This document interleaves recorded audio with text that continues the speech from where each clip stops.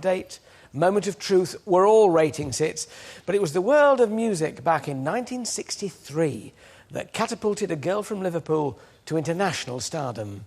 Something tells me something. I don't know what it is, but it's something.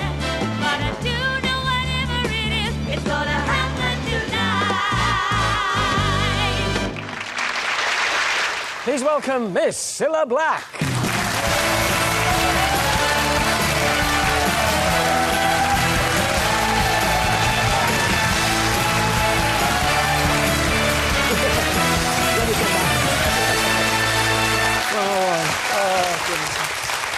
You know, talking to Beverly there about her heroes and heroines, you must look at the music business now and think, goodness me, how different. Here we are talking about you starting in 1963, you're still here, and yet we see pop stars coming and going in the space of about 2 years now.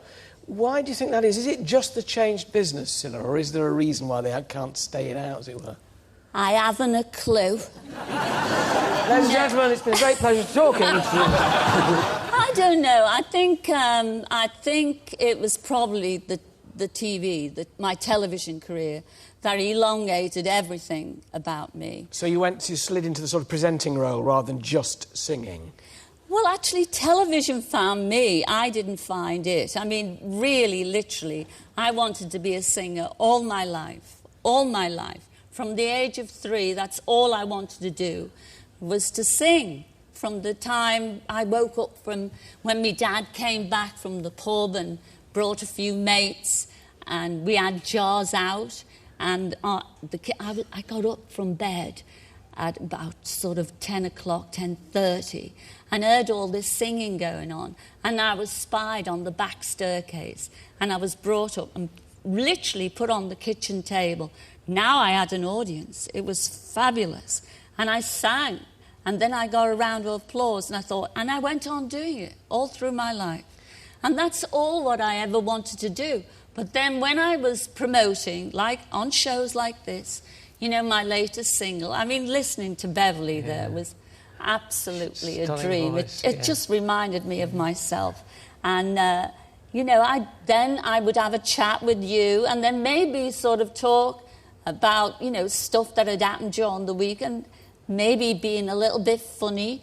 And that's when people thought, oh... She's not just a singer. Yes. But it wasn't a bad track record. There are 19 top 40 hits. So it's astonishing with, you know, loads of number ones as well. And, of course, the Beatles have come so much back to the fore recently with these re-releases and remastered things. You've got yours here out now, you know, the definitive collection, A Life in Music. Definitive collection. Definitive. So you're in this box. I know. So, I know. Actually, I was very, very excited because it's taken an almost a year to do with Almighty, who's a great... Have you heard of Almighty?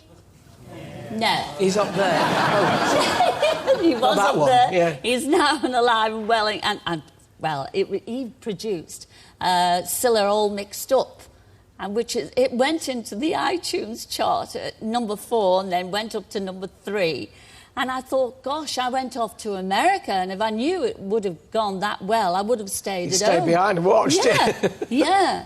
I'm just so thrilled with the whole thing. There's also a DVD on there, lots of interviews, untold footage, and unseen footage of me as well. You know, you forever will be associated with the Beatles, not just because of the period, but also because of Liverpool and the Kavanagh one. Do you keep up with Paul and Ringo now? Do you still see them? Well, I see them. It's like, you know when you've seen an old friend. Yeah. Is it a different life for you now, really, back then? Do you kind of, that was then, this is now? Totally different life. I mean, the first time how I found out I was number 1 with anyone who had an art. You know, Brian Epstein... But you gave us the H's when you did it. Now, I was dead posh in the studio, but I'm sorry, am I dropping No, the it was H? lovely. No, anyone had an art. Yeah, Brian Epstein, who was managing me at the time, said to me, I'll phone you up on Monday to tell you where you are on the charts, because I think you're going to be number 1 this week, because you're selling over 100,000 records per day. Gracious. So you've got to be number 1. And I said, well, we're not on the phone. You know, how can you phone me up? We haven't got a phone. He said, but I suggested, you know, there's a kiosk outside the post office at the number 26 bus stop. He said, well, I'll be there at 1 o'clock and I'll call you. And there was a queue. And when it started, you know, once the phone was put down by one person, it started, I said, that'll be for me. And that was when Brian told me I was in Liverpool and he told me I was number 1. I hope you told them all in the queue. I hope you told them all. I did. It came out and went out. Oh, I celebrated, went and had me roots done, me hair done. And it turned green that day, you know. Oh, no, yeah, terrible. I didn't care. I went from Cilla White to Cilla Black to Cilla Green. All in the space of a day. Looking back on, you know, now the years of Blind Date and Surprise and that kind of thing, do you know, you're at this standpoint now, would you want to go back into big-time TV? Are you happy having sort of done what you've done? Oh, yeah, I love it. I love being with you here today. I mean, this is my home. You know, once I came here today, because, I mean, the first start of the Cilla series, I did here. And I thought when I walked through... I mean, you've got the same old security men. I know. They don't, I mean, you know... They don't pension them off, do they? No. They still don't know who we are. But well, that was it. They didn't. Oh, I mean, this is an irreverent story, really. Oh, go on. But they used to... Okay. And they used to employ a lot of, you know, old ex-servicemen. And there used to be a guy... God love him, with just one arm at the security gates. And well, this is a story about dear old Eric Sykes. And he came through, and, you know, they don't care who you are. They recognise you, but they don't care, do they? No. So he said to Eric, you know, I'm here to do my show.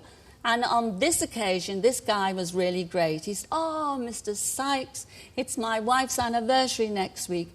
Can I have some tickets to see your show? Now, this is the same guy who wouldn't allow him to park the week before. So Eric said, no. And he said, but it's my wife's anniversary. It's my, you know, it's very special. It's 50 years. He said, no. He said, why? He said, well, because I'll have to find another one-armed man to get a good round of applause.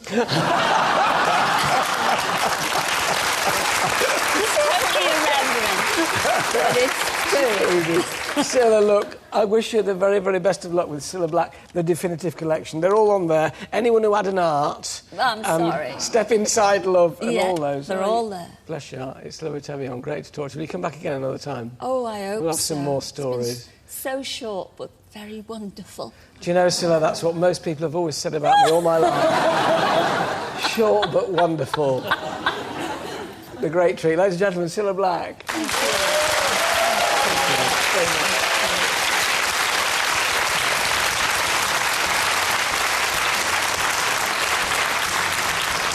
Can you just do one thing for me? What? Can you say, as only you say, her over there with the fair hair? Oh, it's going to hurt me to say this, but her over there with the fur hair. That'll do. That's it for today. Tomorrow, the most successful girl group of all time here, Bananarama, chat and perform from their new album. Star of stage show Calendar Girls, Jerry Hall's here to tell us why she likes